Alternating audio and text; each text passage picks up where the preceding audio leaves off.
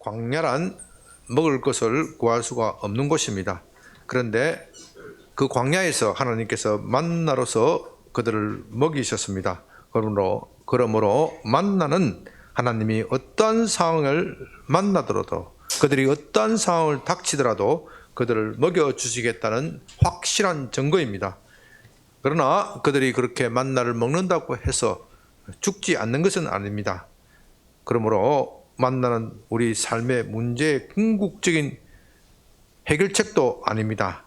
예수님은 이것을 지적하시면서 요한복음 6장 49절에서 너희 조상들은 광야에서 만나를 먹었어도 죽었다, 그렇게 말씀하십니다. 그 말씀은 만나가 실체가 아니라는 것이죠. 그렇다면 만나 사건의 실체가 무엇입니까?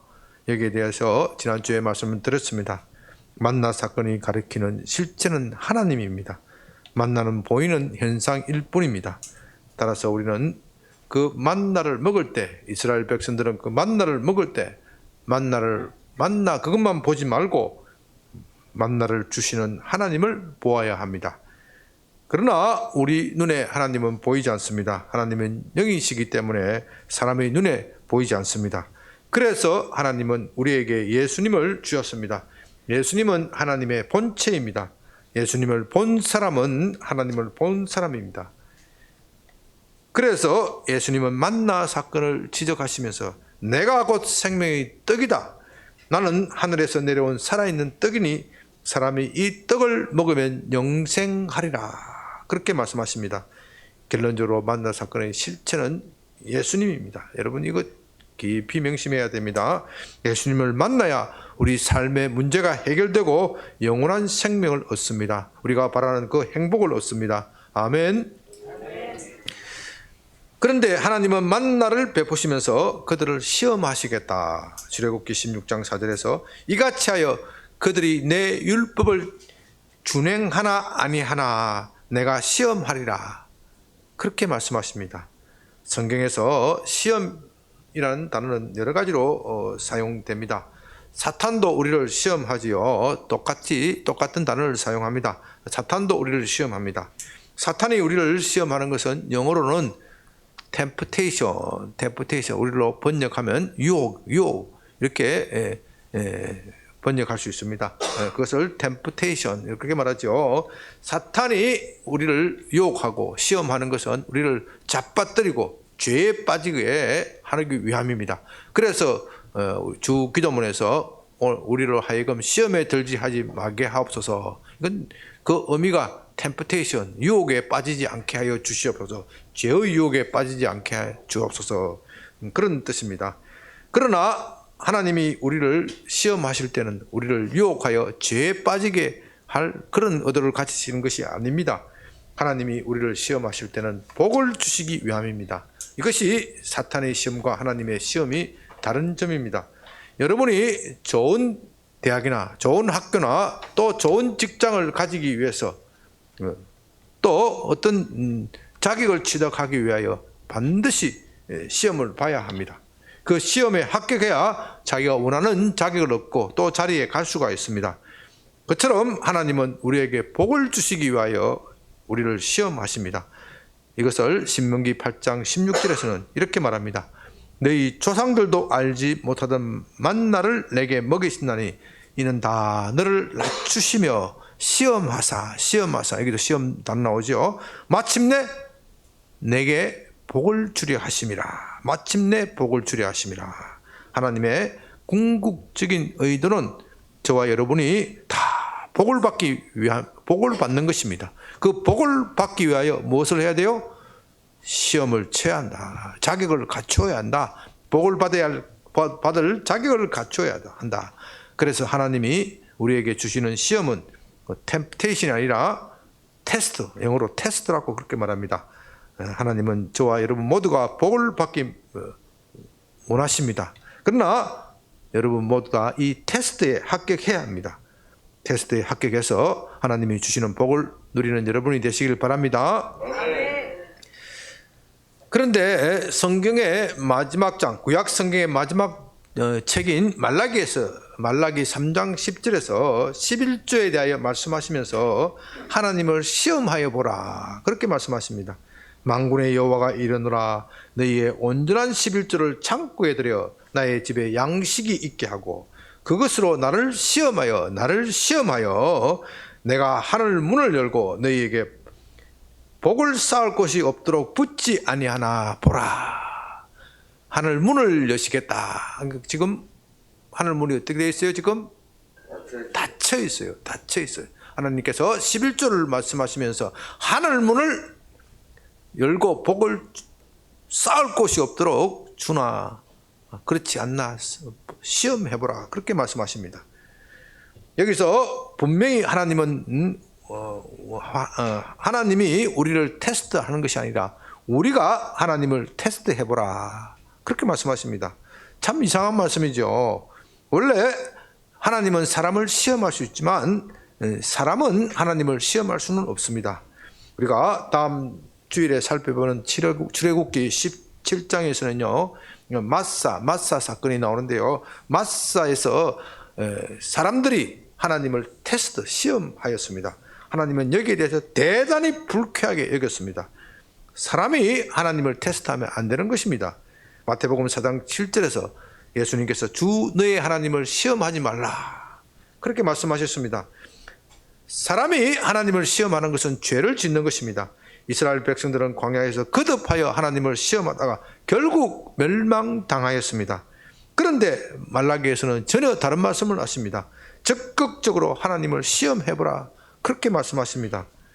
이제 이 말라기서의 말씀을 통하여 이 말라기 말씀에 비추어서 만나 사건을 생각한다면 이 만나 사건이 주는 의미가 더욱더 우리에게 다가올 것이고 이 여러분들이 이 말씀을 잘 깨달으면 마침내 복을 받는 여러분이 되실 것입니다. 아멘. 본문 16장 21절입니다. 무리가 아침마다 각 사람은 먹을 만큼만 거두었고 햇볕이 뜨겁게 쬐면 그것이 썰어졌더라. 만나는 하늘에서 내리는 것이지만 아무 때나 항상 있는 것은 아닙니다. 아침 이슬과 함께 내렸다가 이슬이 사라질 때 곧 만나도 사라집니다. 또 만나는 뭉치채로 택배처럼 하늘에서 배달되어 오는 것이 아닙니다. 마치 솜처럼 들에 하얗게 지면에 깔렸다가 사라집니다. 그렇기 때문에 이스라엘 백성들은 만나를 모으기 위하여 아침에 일찍 일어나 부지런히 서둘러 들에 나가야 합니다. 그런 점에서 만나는 하나님의 은혜로 얻는 것이기도 하지만 사람이 수고하여 거두어 드리는 것입니다. 그러나 그들은 자기들이 수고한 것에 대하여 주장하지 않았습니다. 그것이 하나님의 은혜의 선물임을 깨달았습니다. 그들이 그렇게 깨달았을 때 그것을 가지고 나누어 먹었습니다.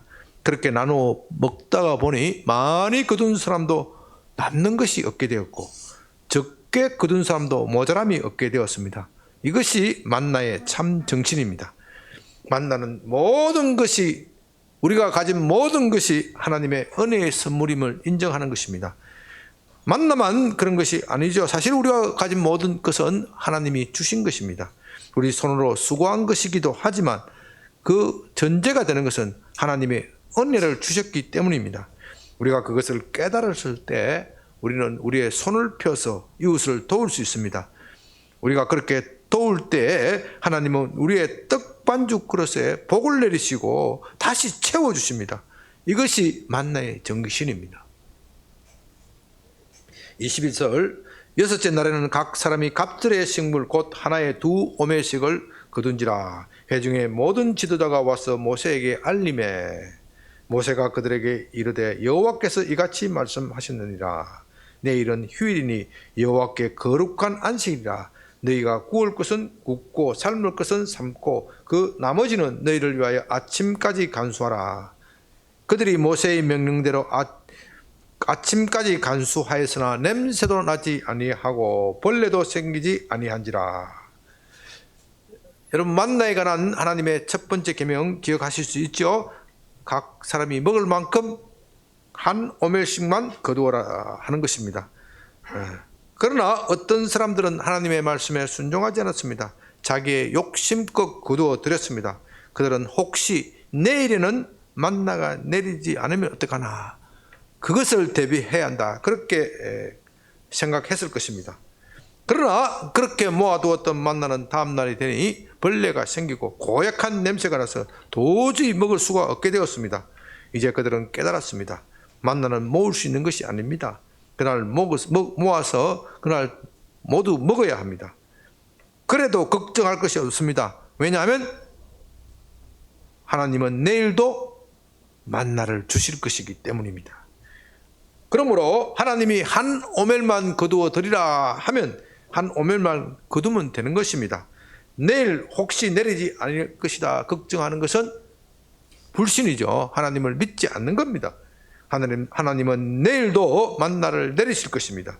그래서 만나는 매일 일용할 양식입니다. 그것으로 충분합니다. 그런데 안식일은 일을 할 수가 없죠. 만나를 모으는 것도 일입니다. 그것을 고된 노동이다, 이집트의 고된 노동이다, 그렇게 말할 수는 없지요. 그래도 쉬운 것은 아닙니다. 그들은 아침에 일찍 일어나 들에 가야 하고 또 들에서 허리를 굽혀 모아야 합니다.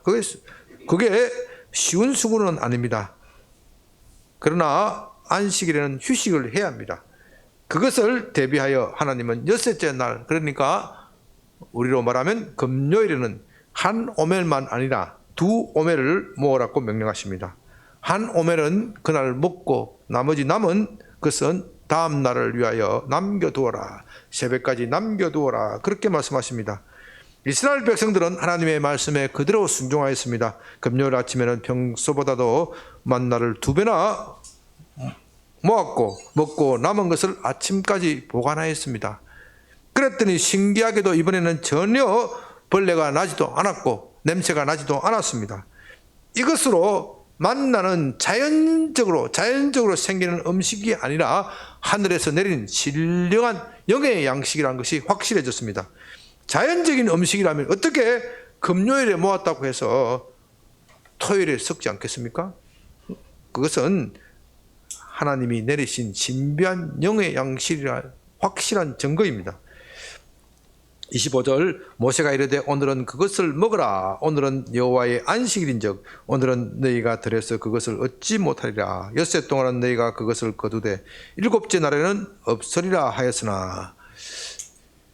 안식일은 여러분 안식일에 대해서 잘 알고 계실 것입니다. 천지를 창조하시고 하나님이 쉬는 날입니다.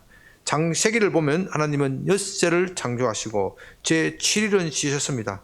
이것을 기념하는 날이 안식일입니다. 말하자면 안식일은 천지 창조 기념일입니다. 천지 창조 기념일. 이건 제가 붙인 말인데 괜찮지요? 천지 창조 기념일입니다. 이 세상에 여러 가지 기념일이 있습니다. 어느 단체, 학교, 또 나라의 기념일이 있습니다. 학교의 기념일은 학교는 어떻게 해요? 학교 갑니까? 안 갑니까? 안 가죠. 나라의 창립 기념일은, 창설 기념일은 쉽니까? 안 쉽니까? 쉬지요. 왜냐하면 그건 너무나도 큰 명절이기 때문에. 그런데 이 안식일은 천지 창조 기념일이기 때문에 다른 모든 기념일보다 더 큰 기념일이에요. 이 세상에 이것보다 더 큰 기념일이 어디 있겠습니까? 그래서 다른 모든 기념일은 고작해야 1년에 한 번 쉬지만 안식일은 어떻게 해요? 일주일에 한 번 쉬는 겁니다. 왜냐하면 그건 너무나도 큰 절기이기 때문입니다. 하나님은 안식일을 소중하게 여기십니다. 그래서 창세기 2장 2절에서 하나님은 그가 하시던 모든 일을 거치고 일곱째 날에는 안식하셨다, 쉬셨다, 휴식하셨다, 그렇게 말씀하십니다. 그런데 하나님이 그와 같이 안식하신 것, 쉬신 것, 그것은 하나님께 휴식이 필요하기 때문은 분명 아닐 것입니다. 하나님은 사람이 아니기 때문에 일을 많이 한다 하여 지칠 분이 아닙니다. 그렇기 때문에 하나님께서 안식일을 제정하신 것은 순전히 우리를 위한 것입니다. 우리를 피조물을 위한 것입니다. 지금 세상은요, 일주일에 하루 쉬는 것, 이건 모든 나라의 공통된 법입니다. 선진국이나 후진국은 말할 것도 없고, 불교 국가나 기독교 국가나 이슬람 국가나 모든 국가나 다 말할 것도 없고, 공산주의 국가나 민주주의 국가나 최소한 1년에 일주일에 하루를 쉽니다. 선진국들은 일주일에 2번 쉬고 요즘에는 3번 쉬자. 월, 화, 수, 목 1 얼마나 신나겠습니까? 참 꿈과 같은 세월이 빨리 왔으면 좋겠어요. 월급 주는 사람은 참 힘들어요. 월급 받는 사람은 이 날이 빨리 왔으면 좋겠어요. 그죠? 그런데 적어도 일주일에 하루에 쉬는 것, 한 번 쉬는 것, 이것이 법적으로 확립된 것은 그렇게 오래된 일이 아닙니다. 우리나라만 하더라도 그렇죠. 불과 100여 년 전 조선시대까지만 하더라도 일주일에 하루 쉰다는 거, 이거 상상도 할 수 없었습니다. 그건 양반들이나 누릴 수 있는 사치입니다. 일반 백성들은 휴일도 없이 정말 뼈가 빠지게 일을 하였습니다. 그래도 먹고 살기가 힘들었습니다. 제가 어릴 때만 하더라도 우리 부모님들은 예수 믿지 않았기 때문에 일주일에 하루 쉰다는 것, 그리스도인들이 일주일에 하루 쉬고 성경책 들고 교회 간다는 것 도무지 이해를 못하였습니다. 제가 예수 믿기 시작하자 저 게으른 인간들 본받아서 무엇을 쓰겠냐, 그렇게 반대를 하셨지요. 그러나 유대 기독교 문화가 들어온 우리 일주일에 하루 쉬는 것이 결코 깨뜨릴 수 없는 철칙으로 되어 있었습니다. 굳어졌습니다. 여러분, 그렇게 뼈 빠지게 일해도 그 시절에는 먹고 살기가 힘들었어요. 지금은 일주일에 쉬어도, 하루 쉬어도 얼마나 그 시절에 비하면 풍요롭습니까? 그러니까 안식일은 하나님께서 복 주시는 날, 복 주시는 날. 일주일에 하루 쉬는 것도 모자라서 이틀 쉬겠다, 사흘 쉬겠다, 그런 겁니다. 요즘 좌파에서 노동해방이라 그런 말을 자주 사용하는데요, 진정한 노동해방은 하나님께서 제정하신 이 안식일입니다. 하나님이 십계명에서 사용자뿐만 아니라 근로자, 심지어 동물들까지도 쉬어라, 이날에는 안식하라, 그렇게 명령하셨습니다. 근로자에게 안식일을 주지 않는 고약한 사용자, 이건 어떻게 해야 돼요? 구약의 율법에 하면 어떻게 하게 되어 있어요? 돌로 쳐 죽이게 되어 있어요. 얼마나 근로기준법을 엄격하게 시행하십니까? 그래서 우리는 안식일을 맞이하여서 하나님의 창조를 기뻐하고 하나님께 감사함으로 예배를 드리고, 또 우리 육체가 휴식을 취하고 가족들과 함께 즐겁게 휴식을 취하는 그날이 바로 안식일입니다. 얼마나 감사한 날입니까? 27절, 일곱째 날에 백성 중 어떤 사람들이 거두러 나갔다가 얻지 못하니라. 여호와께서 모세에게 이르시되 어느 때까지 너희가 내 율법과 계명을 지키지 아니하려느냐. 볼지어다 여호와가 너희에게 안식을 주므로 여섯째 날에는 이틀 양식을 너희에게 주는 것이니 너희는 각기 처소에 있고 일곱째 날에는 아무도 나오지 말지니라. 그러므로 백성이 일곱째 날에 안식하니라. 저기 참 불쌍한 사람이 있습니다. 참 가련한 사람들이 있습니다. 그들은 일 중독자입니다. 잠시라도 일을 하지 않으면 불안해하는 사람이 있습니다. 우리 주위에도 그런 사람들이 있죠. 열심히 일을 하는 것은 좋은 일이지만 일 중독이 되어서는 안 됩니다. 일을 열심히 할 때는 하고 또 쉴 때는 확실히 쉬어야 합니다. 그래야 우리 육체가 건강합니다. 이 일 중독자들은요, 안식일에도 아침 일찍이 들에 나갔습니다. 그들이 그렇게 나간 이유는 하나님의 말씀을 믿지 못하였기 때문일 것입니다. 안식일에 부지런히 만나를 모아야 밥을 굶지 않을 것이다. 아니, 남들이 그렇게 쉴 때, 그렇게 놀 때 열심히 모아야 부자가 될 것이다. 남들이, 강남에 있는 부모들이 남들이 그렇게 열심히 놀 때 너는 공부해야 한다. 학생들 그렇게 다 잡아놨어요. 애들 다 잡아놨어요. 원래 이 강남이라는 데가 예수 잘 믿는 동네였어요. 한때 강남에 그리스도인들이 40%, 거의 50%까지 올라갔는데 그 자식들을 잘못 가르쳤어요. 잘못 가르치고 자기는 안식일에 성경책 들고 교회 가면서 자식들은 어디 보냈어요? 학원에 보냈어요. 학원에 보내요. 공부하라. 남들 놀 때 같이 놀면 어떻게 하나. 남들 놀 때 공부해야 1등 하지. 공부는 1등 했는지 모르지만은 정신세계를 다 황폐화시켜 놔가지고 얼마나 지금 이 나라가 불행해졌습니까? 이 나라가 얼마나 불행해졌습니까? 지금 당장 앞에 나간다고 해서 앞서는 게 아니에요. 인생은 마라톤이에요, 마라톤. 고등학교 시절 앞서 나간다고 해서 인생 1등 되는 게 아니란 말입니다.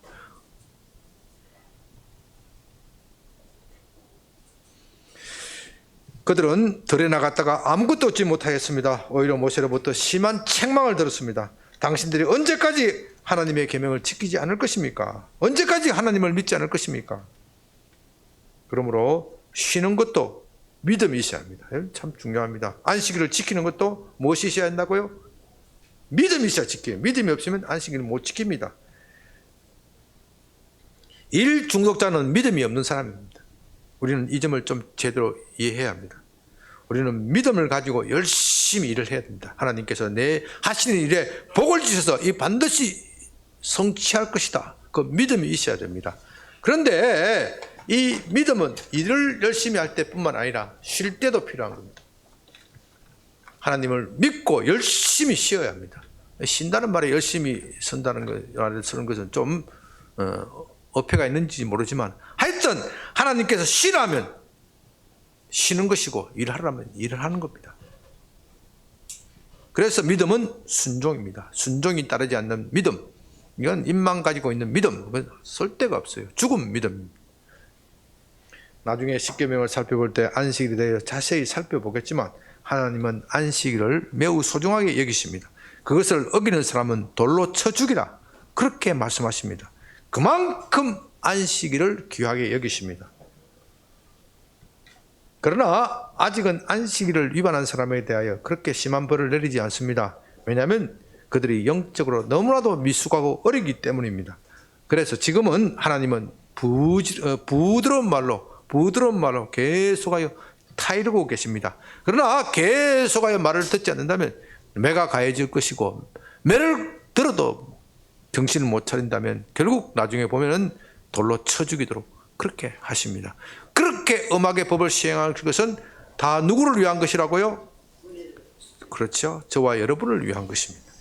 31절, 이스라엘 족속이 그 이름을 만나라 하였으며 가시 같고 같이 희고 맛은 꿀썩은 과자 같았더라. 모세가 이르되 여호와께서 이같이 명령하시기를 이것을 오멜에 채워서 너희 대대 후손을 위하여 간수하라. 이는 내가 너희를 애굽 땅에서 인도하여 낼 때 광야에서 너희에게 먹인 양식을 그들에게 보이기 위함이라 하셨다 하고, 33절, 또 모세가 아론에게 이르되 항아리를 가져다가 그 속에 만나 한 오멜을 담아 여호와 앞에 두어 너희 대대로 간수하라. 아론이 여호와께서 모세에게 명령하신 대로 그것을 전급판 앞에 두어 간직하게 하였고,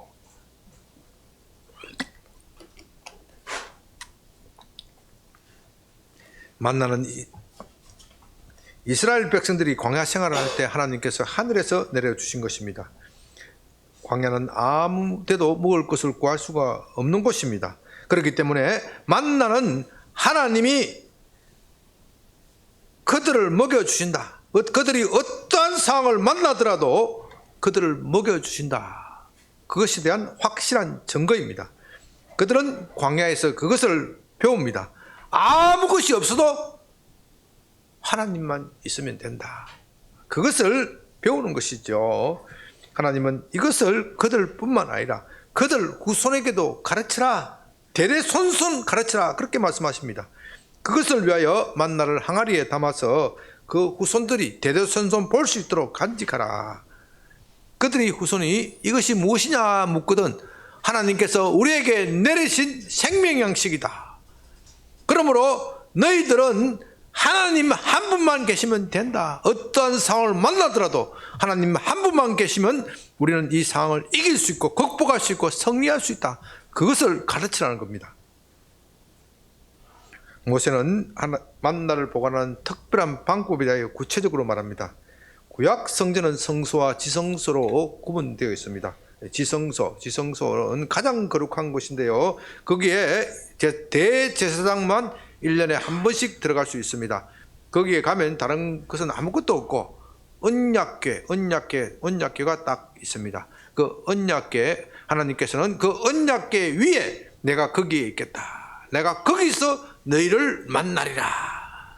얼마나 참 소중한 곳입니까? 그 언약궤 안에 보관하라. 그 언약궤는요, 하나님께서 직접 새겨주신 돌판 십계명이 있고, 또 아론의 상난 지팡이, 그리고 만나를 담은 금 항아리, 이 세 가지가 있었습니다. 이것이 의미하는 바는 이 십계명, 하나님의 말씀을 잘 들으면 무엇을 얻는다고요? 양식을 얻는다. 하나님의 말씀을 잘 지키면 생명을 얻는다. 영생을 얻는다. 그것을 말하는 겁니다. 그렇기 때문에 그것을 언약궤다. 하나님의 약속의 궤다. 약속의 상자다. 그렇게 부르는 겁니다. 그러므로 사람들은 만나를 먹을 때마다 그 만나만 보지 말고 만나 속에 있는 하나님의 약속을 보고 믿어야 합니다. 만나가 아니라 만나를 주신 하나님을 보아야 합니다. 만나를 먹으면서 하나님을 만나야 합니다. 예수님은 그것을 지적하면서 자신이 하늘에서 내려온 생명의 떡이다, 그렇게 말씀하시는 것입니다. 그러므로 만나의 최종 실체는 예수님을 믿는 것입니다. 만나가 아니라 예수님이 우리의 생명의 떡입니다. 이것은 예수님께서 우리를 위하여 받으시는 십자가의 고난을 말합니다. 예수님은 우리에게 영원한 생명을 주시기 위하여 그 십자가의 고난을 받으셨습니다. 우리는 그 십자가를 매일 고백합니다. 예수님이 나의 죄와 저주를 지고 가셨고 새로운 생명을 주셨음을 매일 고백하는 것입니다. 이것이 우리의 매일 영의 양식입니다. 우리가 예수님을 믿을 때 그때만 회개한다, 그렇게 가르치는 사람이 있어요. 그런 거 아니에요. 그런 거 아니에요. 우리는 예수님을 믿을 때 그때도 회개하지만 우리 세상 살아가면서 생각으로 죄를 짓고 또 여러 가지 삶에 얽혀서 죄를 짓기 때문에 매일 죄를 고백하고 회개하는 겁니다. 매일 예수님의 십자가를 바라보는 겁니다. 이것이 우리의 매일 영의 양식입니다. 그렇게 할 때 하나님께서 하늘 문을 여시고 우리에게 싸울 곳이 없도록 부어주시고 또 예수님의 이름으로 병을 고치기도 하고 귀신을 내어 쫓기도 하는 겁니다. 그래서 예수님을 믿는 것이 생명 양식입니다. 아멘? 이것을 날마다 먹어야 하는 겁니다. 35절, 사람이 사는 땅에 이르기까지 이스라엘 자손이 40년 동안 만나를 먹었으니 곧 가나안 땅 적경에 이르기까지 그들이 만나를 먹었더라. 만나는 10분의 1 에바이더라. 이스라엘 백성들은 광야에서 40년 동안 만나를 먹었습니다. 그리고 그들이 가나안 땅에 도착하였을 때 만나는 그쳤습니다. 광야 생활은 성도들이 사는 이 땅을 의미하고 가나안은 우리가 바라는 천국을 의미합니다. 우리가 사는 이 세상은 광야같이 힘이 듭니다. 어떤 분은 너무나도 힘이 들어서 죽고 싶어 합니다. 우울증에 걸려서 죽고 싶어 하고 또 병에 걸려서 죽고 싶어 하고 또 재산을 잃어서 정말 삶의 목표가 없고 의미가 없어 힘들어하는 그런 광야 생활을 하신 분들이 있습니다. 그러나 하나님은 광야에서 만나를 내려주셨대요. 우리가 이 험한 인생길을 걸어갈 때 그 필요한 모든 것을 공급해 주십니다. 우리는 만나 사건을 보면서 살펴보면서 이것을 기억해야 합니다. 만나보다도 만나를 주시는 하나님을 바라보아야 합니다. 무엇보다도 하나님의 본체이신 예수님을 보아야 합니다. 그러면 하늘 문이 열릴 것입니다. 하늘의 보화가 하늘에 있는 모든 보화가 내 것이 될 것입니다. 예수님 안에 이 세상에 모든 보물이 있다, 보화가 있다. 에베소서에서 그렇게 말합니다. 이 예수님을 믿음으로써 그 보화가 내 것이 되는 겁니다. 그것이 만나 사건이 말하는 궁극적인 의미입니다. 아들을 우리에게 주신 그 하나님께서 아들과 함께 다른 모든 것을 우리에게 주지 않겠습니까? 만나가 최종적으로 말하는 것이 바로 이것입니다. 우리가 이것을 믿을 때 이 세상의 모든 고난을 견디고 이겨나갈 수 있는 겁니다. 이제 말씀을 정리합니다. 하나님은 만나를 베푸시면서 이스라엘 백성들을 시험하신다, 그렇게 말씀하셨습니다. 하나님이 그들을 시험하시는 것은 그들을 넘어뜨리기 위함이 아닙니다. 뭐 때문에 그들을 시험하신다고 그랬죠? 마침내 복을 주시기 위하여. 여기 마침내 방점이 있어. 복을 안 받으면 어떻게 돼? 복을 안 받으면 어떻게 해? 다시 시험 보는 거야. 복을 안 받으면 다시 시험. 다시 시험 받아 안 되면 어떻게 돼? 재시험. 마침내 방점이 있다니까요. 하나님은 여러분을 하나님의 아들이기 때문에 반드시 복 받아야 돼. 반드시 행복해야 돼. 반드시 행복해야 돼. 복을 안 받으면 복 받을 때까지 빠꾸시키는 거예요. 빠꾸시키는 거예요. 빠꾸라, 빠꾸라 말 아시죠? 백. 다시 리턴 하는 게 리턴 되는 거예요. 하나님이 우리를 시험하시는 내용은 어떠한 상황이 오더라도 하나님을 신뢰하라는 것입니다. 광야에서 만나를 내리신 그 하나님께서 우리에게 필요한 모든 것을 주지 않겠습니까? 그것을 믿으라는 겁니다.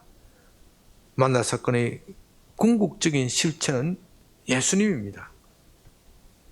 그러므로 하나님이 만나 사건에서 궁극적으로 우리를 시험하시는 것은 우리가 예수님을 믿는지 안 믿는지 그것을 보시겠다 하는 겁니다. 이것이 만나 사건의 궁극적인 의미입니다. 우리는 성찬의 떡과 잔을 받으면서 예수님께서 보리떡 5개와 물고기 2마리로 5,000명을 먹이신 것, 그리고 오늘 우리 본문에서 보는 하나님께서 광야에서 하늘 양식을 내리신 것, 그것을 기억합니다. 무엇보다도 예수님이 십자가에서 받으신 고난을 생각해야 합니다. 그렇게 함으로써 하나님께서 예수 안에서 우리에게 모든 것을 주셨다, 성찬의 떡과 잔을 받으면서 그것을 믿고 고백하는 겁니다. 아들을 우리에게 주신 그분께서 아들과 함께 우리에게 필요한 모든 것을 주시지 않겠습니까? 이것이 만나 사건이 우리에게 말하고자 하는 바로 그 의미입니다. 그리고 하나님은 그것을 가지고 우리를 시험하십니다. 우리가 그것을 믿는지 안 믿는지 보겠다는 겁니다. 시험에 꼭 합격하는 여러분이 되시길 바랍니다. 그런데 제가 처음에 말씀드린 바와 같이 구약 성경 말라기에서는 11조를 말씀하시면서 나를 시험하여 보라, 그렇게 말씀하십니다. 말라기서 3장 10절을 다시 읽어드립니다. 만군의 여호와가 이르노라, 너희의 온전한 11조를 창고에 들여 나의 집에 양식이 있게 하고 그것으로 나를 시험하여 내가 하늘 문을 열고 너희에게 복을 쌓을 곳이 없도록 붙지 아니하나 보라. 여기에 그렇게 되어 있죠. 이미 말씀드린 바와 같이 성경은 우리가 하나님을 시험하는 것을 엄격하게 금지합니다. 하나님을 시험하다가는 멸망당할 것이다, 그렇게 경고합니다. 그런데 왜 말라기에서 11조를 가지고 하나님은 자신을 시험하여 보라, 그렇게 말씀하실까요? 이 참 중요한 말씀인데요, 이 중요한 말씀이 잘못 오용되어서 이 말을 인용하면 우리 목사님이 또 11조 이야기하는구나, 그렇게 생각하시는 분이 있어요. 이것은요, 이 말씀은 여러분이 11조 잘 내라, 그 차원에서 하나님이 하시는 말씀이 아니에요. 물론 그런 것도 포함되어 있겠지만 그 차원을 넘어서 아주 중요한 여기에 의미가 있습니다. 이 만나 사건과 결합해서 하시고자 하는 말씀이 있어요. 저는 이 만나 사건을 딱 준비를 하면서, 말씀을 준비를 하면서 지난주 설교를 마치고 저녁에 좀 쉬고 있는데 하나님께서 갑자기 말라기 말씀을 딱 떠올리시는 거예요. 도대체 하나님이 이 만나 사건과 말라기사하고 이게 무슨 상관이 있습니까? 일주일 내내 고민을 하게 만드시는 거예요. 전혀 맞지 않는 것 같잖아요. 맞지 않는 것 같아요. 왜 이걸 갑자기 만날 사건을 주십니까? 그런데 오늘 아침에야 깨닫게 하셔요. 오늘 아침에 새벽에야 깨닫게 하셔요. 새벽에 깨닫게 하시고, 그것도 다 못 깨달았을 때 이 아침 일부 예배 직전에 깨닫게 하셔요. 이거 참 중대한 의미가 있습니다. 그 의미를 알기 위해서는요, 말라기서에서 하나님께서 그렇게 말씀하시는 배경을 좀 이해할 필요가 있습니다. 말라기서는요, 구약 성경의 마지막 책이죠. 그러니까 구약 성경에서 마지막 책에는 하나님이 하시고자 하시는 말씀, 모든 책에서 마지막에 가면은 저자가 하는 말을 쥐박에서 하는 겁니다. 쥐박에서 하는 겁니다. 그런데 참으로 유감스러운 것은요, 말라기서에 보면요, 하나님께서 뭐라고 말씀하시느냐면, 나는 너희가 드리는 그 예배에 지쳤다. 그 형식적인 예배에 지쳤다. 그 형식적인 예배에 좀 그만하기 위해서 이 성전문을 닫은 사람이 있으면 좋겠다.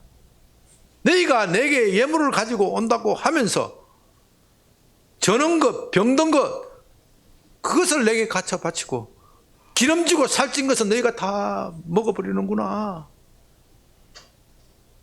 너희 총독에게, 너희 상전에게, 너희 임금에게 그것을 갖다 줘봐라. 너희 임금이 너를 이뻐하겠느냐? 물리라고 이야기하겠느냐? 아니면 임금이 나를 경멸한다고 너에게 벌을 주겠느냐? 나는 이런 예물에 지쳤다.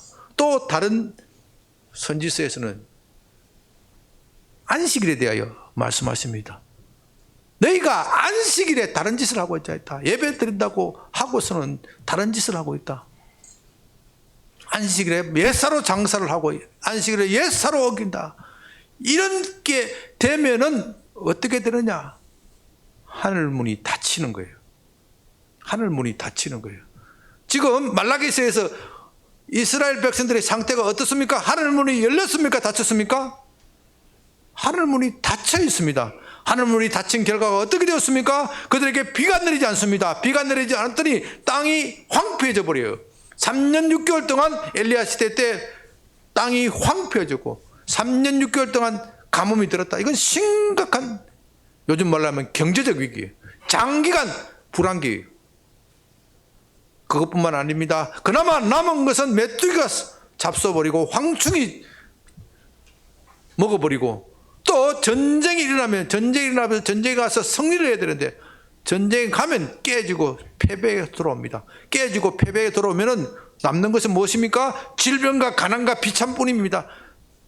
전쟁에서 이긴 사람들이 다 국토를 약탈해버리고 튼튼한 사람들은 다 잡아가서 포로로 끌려가고 여성들은 다 성적 노예가 되어서 유린당하는 그런 세상입니다. 얼마나 비참한 세상입니까? 그래도 그들의 예배가 제대로 되지 않아. 그래서 하나님께서 그야말로 말씀 그대로, 문자 그대로 성전문을 닫아버렸어요. 어떻게 성전문을 닫아버렸습니까? 바벨론 사람 이민족이 쳐들어와서 성전을 다 회파를 해버렸어요. 왜? 나는 너희 그런 예배가 지쳤다, 싫다, 그 뜻입니다. 말라기서는요, 이 배경에서 나온 말입니다. 그렇다면 하나님께서 나를 11조를 가지고 나를 시험해 보라 하는 이 말씀은 진짜 시험하라 그 뜻이 아니죠. 여러분들의 자식들이 말을 듣지 않으면, 타일러도 말을 듣지 않으면 점점 말이 격앙이 되고, 그래도 말을 듣지 않고 허랑방탕하면서 밖에 나가서 엄난한 짓을 하고 쾌락을 즐기고 도저히 못 봐줄 정도가 되면은 어떻게 말합니까? 부모로서 차라리 나가 죽어라, 뭐 그렇게 이야기해요. 차라리 나가 죽어라, 나가 죽어라, 좀 좋은 말이고 돼져라 그러죠. 돼져라, 돼져라. 또 어떻게 얘기합니까? 넌 내 자식이 아니야, 호적 파, 그렇게 말합니다. 원래 그렇게 말하면 안 되는 거죠. 그렇게 말하면 자식도 상처를 받기 때문에 원래 그런 부모가 그런 말을 하면 안 되는 것이죠. 그러나 너무나도 안타까우면은, 답답하면 그 말을 할 수밖에 없습니다. 그러나 부모는 그 말을 하면서도 얼마나 속이 타들어갑니까? 그런데 진짜 나가 죽으라 그래서 진짜 나가 죽으면, 자식이 나가 죽으면 어떻게 돼요? 자살하면 어떻게 돼요? 그 말 듣고. 우리 부모가 내가 마지막으로 부모를 순종하겠다 해가 나가 죽으면 어떻게 돼? 부모의 가슴에 또 대못을 박는 짓이에요. 대못을 박는 짓이에요. 하나님이 11조를 가지고 나를 시험해보라, 그 말씀을 하실 때에 하나님의 그 심정을 알아야 됩니다. 하나님이 그 말씀을 하셨다고 해서 내가 진짜 하나님을 시험해보리라, 내가 진짜 오늘부터는 그렇게 했으니까 내가 적어도 한 달에 1,000만 원 이상의 수입을 얻어야 되니까 하나님 나 100만 원 내놓고 11조 했습니다. 다음 달에 11조 이렇게 했으니까 다음 달에 내 1,000만 원 주시는지 안 주시는지 보겠습니다. 그렇게 하라는 뜻이 아니에요. 그게 청개구리야, 청개구리. 청개구리 아시죠? 이 청개구리 신앙이 많아요. 청개구리 신앙. 이 말씀을 가지고 청개구리식으로 설교하는 목사도 문제지만 이 성도들도 청개구리 신앙을 가지고 이 청개구리식으로 해석하면 안 돼. 이건 죽이는 거예요. 죽이는 거예요. 하나님 말씀을 경멸히 여기는 것이고 하나님의 가슴을 2번 못 박는 거예요. 이 말씀의 참된 의미는 너희가 좀 진정으로 좀 예배가 되었으면 좋겠다. 한국교회 지난 코로나 때문에 얼마나 예배가 망가졌느냐. 여러 가지 이유가 있고 변명이 될 수가 있어. 그러나 나는 너희의 형식적인 예배에 지쳤다. 이 성전문을 닫을 사람이 있으면 좋겠다. 그래서